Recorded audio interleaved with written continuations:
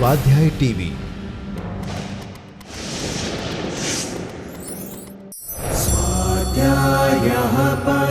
Doctor Baba Saheb Ambedkar open university.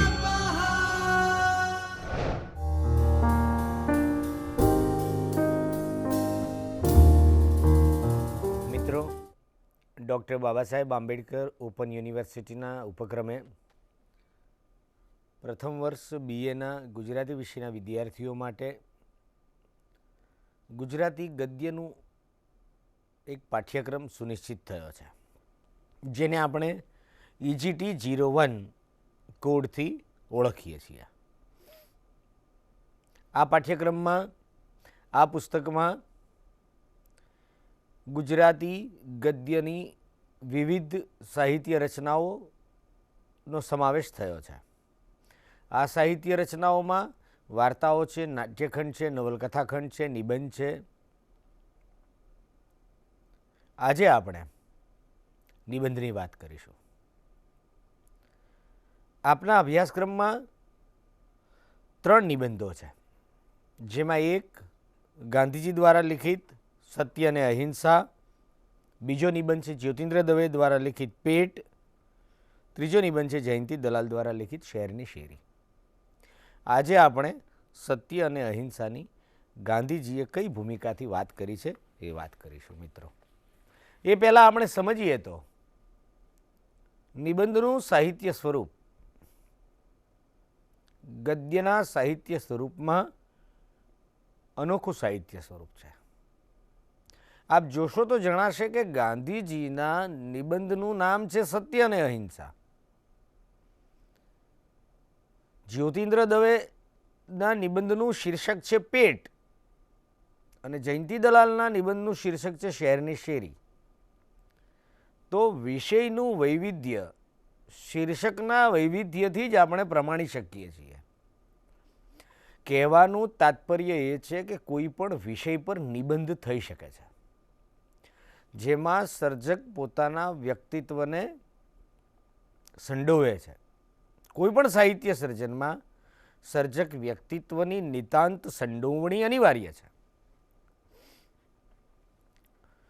સત્ય અને અહિંસા ગાંધીજીની જીવન વિભાવનામાં સમાયેલા છે, એનો જીવન વિભાવ છે।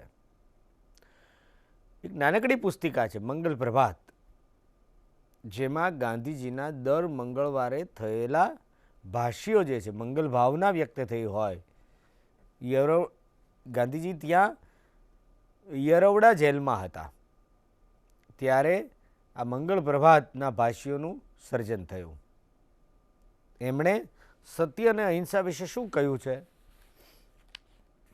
સત્ય અને અહિંસાને ગાંધીજીના સંદર્ભમાં વિચારીએ ત્યારે પ્રથમ દૃષ્ટિએ તો એટલું જ કહેવાનું આપણને પ્રાપ્ત થાય કે ગાંધીજીએ આ મહાવ્રતોને પોતાના જીવનમાં ઉતારેલા। દરેક આશ્રમવાસી માટે એમણે જુદા જુદા મહાવ્રતો પર જે વાતો કરી છે, એમાંની આ વાત છે સત્ય અને અહિંસા। નિબંધ વાંચતા જઈશું આપણે અને એ રીતે ગાંધીજીના વિચારોને પામીશું। સત્ય શબ્દ સતમાંથી છે। સત એટલે હોવું, સત્ય તે હોવાપણું, આ ગાંધીજી લખે છે। સત્ય સિવાય બીજી કોઈ વસ્તુને હસ્તી જ નથી। પરમેશ્વરનું ખરું નામ જ સત અને સત્ય છે, તેથી પરમેશ્વર સત્ય છે એમ કહેવા કરતાં સત્ય એ જ પરમેશ્વર છે એમ કહેવું વધારે યોગ્ય છે। જુઓ, મેં આટલો જ ગદ્યખંડ વાંચ્યો, એ ગાંધીજીની સમગ્ર જીવન ભાવનાને આબાદ પ્રગટ કરે છે। સમગ્ર પરંપરામાં પરમેશ્વર સત્ય છે એમ અત્યંત પ્રચલિત રીતે ઉતરી ગયેલા સનાતન સંસ્કારોમાં પ્રગટ થયેલો જન્મેલો માણસ પોતાના સુધારકવાદી પ્રયોગશીલ અભિગમના કારણે એમ કહે છે કે સત્ય એ જ પરમેશ્વર છે। પરમેશ્વરનો નકાર નથી. પરમેશ્વર સત્ય છે એમ કહેવાને બદલે જ્યારે સત્ય એ જ પરમેશ્વર છે એમ કહે છે ત્યારે પરમેશ્વર નામના સતનો કે પરમેશ્વરના હોવાપણાનો નકાર નથી, પરંતુ સત્ય જેવા જીવન મૂલ્યનો સ્વીકાર છે, ઊંચી ભૂમિકાએ સ્વીકાર છે. પરમેશ્વરની લગોલગ જીવન મૂલ્યની પ્રતિષ્ઠા થાય છે. આપણું રાજ કરતા વિના, સરદાર વિના ચાલતું નથી. તેથી પરમેશ્વર નામ વધારે પ્રચલિત છે અને રહેવાનું પણ વિચાર કરતા તો સત કે સત્ય એ જ ખરું નામ છે ને એ જ પૂર્ણ અર્થ સૂચવનારું છે. અને જ્યાં સત્ય છે ત્યાં જ્ઞાન, શુદ્ધ જ્ઞાન છે જ. જ્યાં સત્ય નથી ત્યાં શુદ્ધ જ્ઞાન ન જ સંભવે. તેથી ઈશ્વર નામની સાથે ચિત્ત એટલે જ્ઞાન શબ્દ યોજાયો છે. અને જ્યાં સત્ય જ્ઞાન છે ત્યાં આનંદ જ હોય, શોક હોય જ નહીં. અને સત્ય શાશ્વત છે, તેથી આનંદ પણ શાશ્વત હોય. આથી જ ઈશ્વરને આપણે સચ્ચિદાનંદ નામે પણ ઓળખીએ છીએ. સત ચિત્ત આનંદ એટલે ઈશ્વર. આ સત્યની આરાધનાને ખાતર જ આપણી હસ્તી, તેને જ કારણે આપણી પ્રત્યેક પ્રવૃત્તિ, એને જ કારણે આપણે પ્રત્યેક શ્વાસોશ્વાસ લઈએ છીએ. અને ગાંધીજીએ સત્યના પ્રયોગોની પ્રસ્તાવનામાં ઈશ્વરને પોતાના શ્વાસોશ્વાસના માલિક તરીકે સંબોધ્યો છે. આમ કરતાં શીખીએ તો આપણને બીજા બધા નિયમો સહેજે હાથ આવે ને તેમનું પાલન પણ સહેલું થઈ પડે. સત્ય વિના કોઈ પણ નિયમનું શુદ્ધ પાલન અશક્ય છે. પછી ગાંધીજી સત્યની શાસ્ત્રીય મીમાંસા કરે છે, સચ્ચિદાનંદ સ્વરૂપને સમજાવે છે. સત, ચિત્ત અને આનંદમાં મહિમા સત્યનો છે, આનંદનો છે, જ્ઞાનનો છે. આ ભૂમિકાઓ સ્પષ્ટ કર્યા પછી ગાંધીજી કહે છે, સામાન્ય રીતે સત્ય એટલે સત્ય બોલવું એટલું જ આપણે સમજીએ છીએ, પણ આપણે વિશાળ અર્થમાં સત્ય શબ્દ યોજ્યો છે. આપણે એટલે અહીંયા ગાંધીજી એમ કહે છે કે આપણે વિશાળ અર્થમાં સત્યને ઓળખવાનું છે. વિચારમાં, વાણીમાં અને આચારમાં સત્ય એ જ સત્ય. આ સત્ય સંપૂર્ણપણે સમજનારને જગતમાં બીજું કંઈ જાણવા પડવું નથી રહેતું, કેમ કે જ્ઞાન માત્ર તેમાં સમાયેલું છે. એમ આપણે ઉપર જોયું. તેમાં જે ન સમાય તે સત્ય નથી, જ્ઞાન નથી. પછી તેમાં ખરો આનંદ તો હોય જ ક્યાંથી? આ કસોટી વાપરતા શીખી જઈએ તો આપણને તુરંત ખબર પડે કે કઈ પ્રવૃત્તિ કરવા યોગ્ય છે, કઈ ત્યાજ્ય છે, શું જોવા યોગ્ય છે, શું નથી, શું વાંચવા યોગ્ય છે, શું નથી. ગાંધીજીની સમગ્ર જીવન વિભાવના સત્યની મીમાંસા કરતાં કરતાં પ્રગટ થાય છે. કારણ કે સત્ય એમના જીવનમાં એ હદે વણાઈ ગયું છે કે ટાળવા યોગ્ય બાબતને ટાળવી અને ગ્રહણ કરવા યોગ્ય બાબતને ગ્રહણ કરવી અંતરાત્માની સાક્ષી. એટલે ગાંધીજીએ પોતાના સમયમાં પોતીકું સત્ય એવી રીતે અપનાવી લીધું અને વ્યવહારમાં મૂક્યું, આચરણમાં મૂક્યું કે એ શાશ્વત સત્યની લગોલગ હોય. અને એમ કરતી વખતે તેમણે પ્રતિપક્ષ, સામોપક્ષ અથવા જુદો પક્ષ જે છે તેના સત્યને ઓળખવાનો હંમેશા પ્રયાસ કર્યો. પણ ગાંધીજી કહે છે, સત્ય જે પારસમણી રૂપ છે, જે કામધેનુ રૂપ છે, તે કેમ જડે? તેનો જવાબ ભગવાને આપ્યો છે, અભ્યાસ અને વૈરાગ્યથી. સત્ય માટે અભ્યાસ જોઈએ. સત્યની તાલાવેલી તે અભ્યાસ. તે વિના બીજી બધી વસ્તુ વિશે આત્યંતિક ઉદાસીનતા તે વૈરાગ્ય. સત્ય સિવાયની જગતની, વ્યવહાર જગતની કોઈ પણ બાબત વિશે આત્યંતિક ઉદાસીનતા, લોભ નહીં, મોહ નહીં, સ્પર્ધા નહીં, ઘૃણા નહીં, તિરસ્કાર નહીં. જગત આ બધી મનુષ્ય સ્વભાવની નબળાઈઓની આસપાસ હરતું ફરતું હોય છે. એટલે ગાંધીજી કહે છે સત્ય સિવાયની તમામ બાબતો પ્રત્યે આત્યંતિક ઉદાસીનતા. અતિશયોક્તિ લાગે તેવા ઊંચા આદર્શો સિદ્ધ કરવા છે આ મહાત્માને, અને પોતે પોતાના જીવનમાં આ આદર્શો સિદ્ધ કરી શક્યા છે. તેથી તે ભૂમિકા પોતાની સાથે જોડાયેલા માણસોના મનમાં, પોતાના વાચકોના મનમાં પણ એ જીવન ભાવના જોડાય. એટલે કે ધર્મ, એટલે કે અધ્યાત્મ, એટલે કે જીવન મૂલ્ય આચરણમાં, રગે રગમાં, જીવનની નસે નસમાં વ્યાપી વળે એવી ભૂમિકાએ ગાંધીજીનો આગ્રહ આ નિબંધમાં આપણે જોઈ શકીએ છીએ.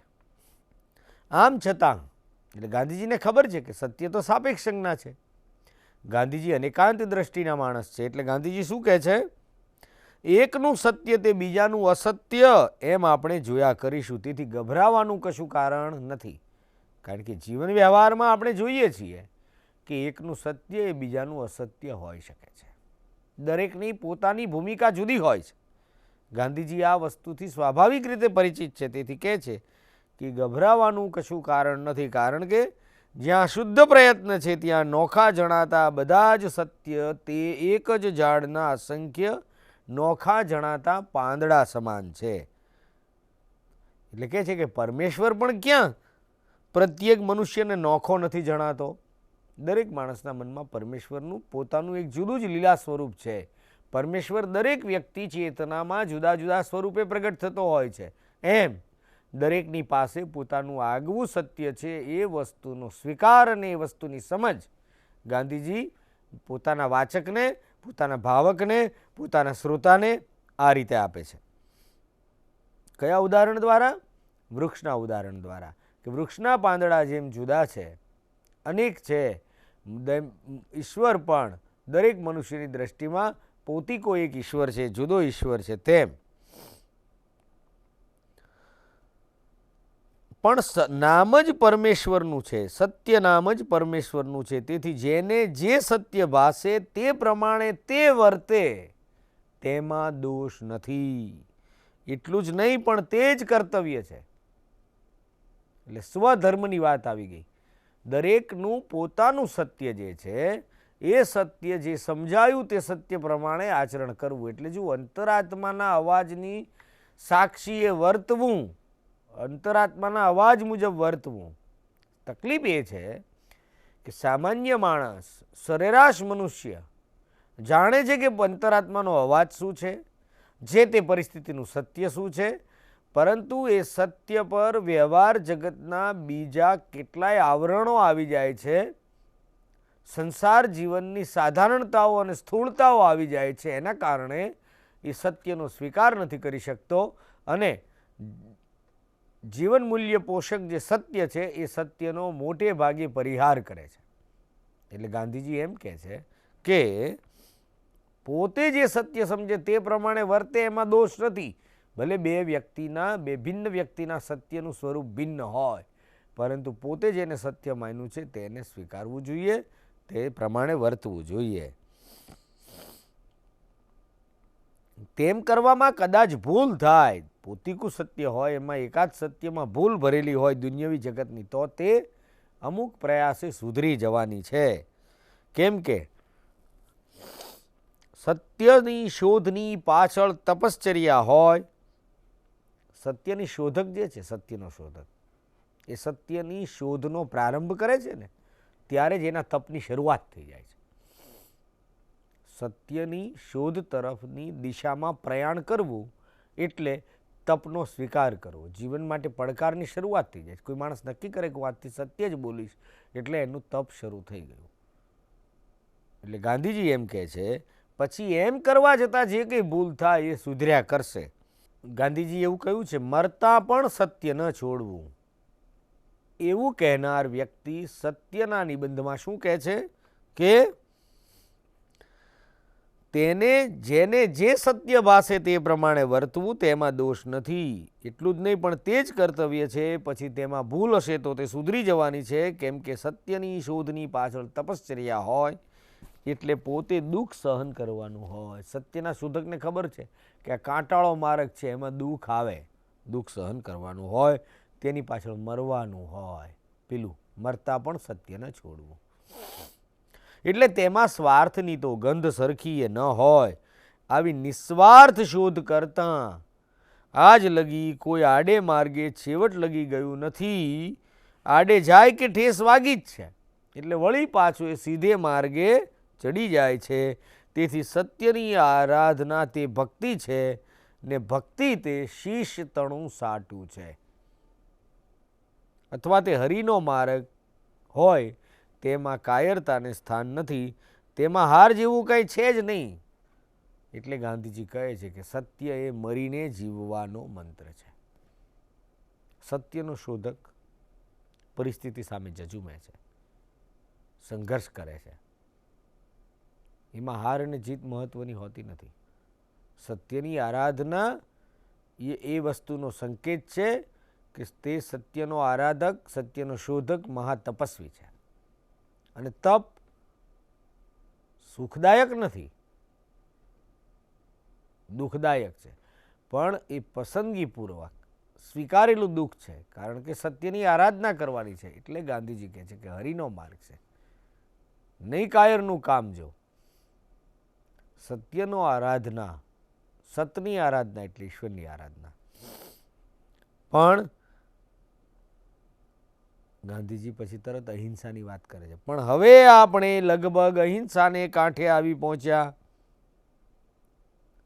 ઉમેરે છે કે એનો વિચાર આવતે અઠવાડિયે કરીશું.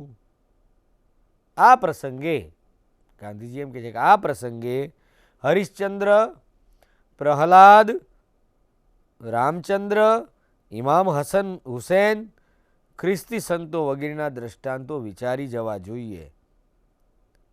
ગાંધીજીને સંતોમાં બહુ શ્રદ્ધા હતી. એટલે કે મહાન સંતોના જીવન જે છે, જે સત્યના માર્ગે અને ભક્તિના માર્ગે ચાલ્યા છે,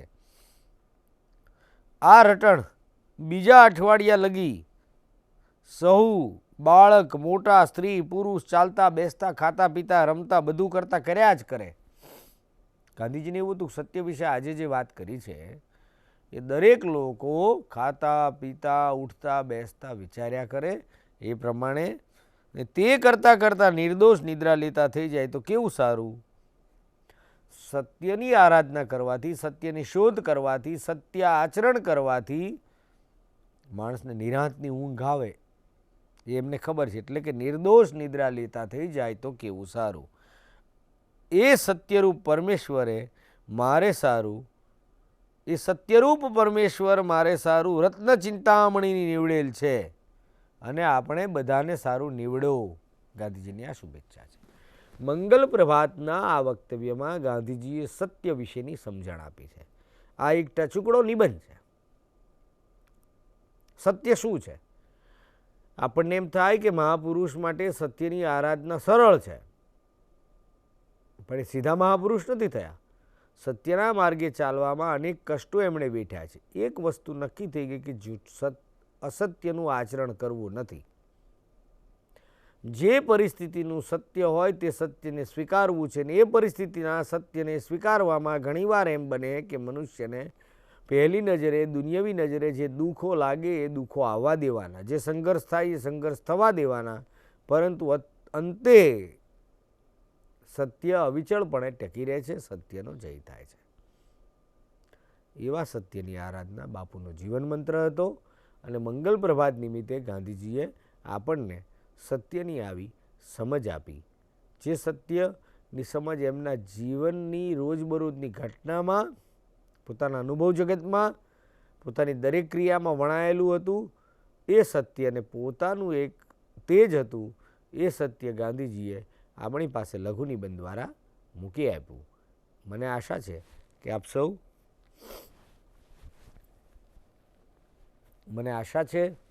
આપ સૌ ગાંધીજીના અન્ય નિબંધો પણ મેળવીને વાંચશો. અને ખાસ કરીને મંગલ પ્રભાત નાનકડી પુસ્તિકા છે, જેમાં બીજા વ્રતો વિશે પણ વિસ્તારથી વાત કરવામાં આવી છે. સ્વાધ્યાયઃ પરમં તપઃ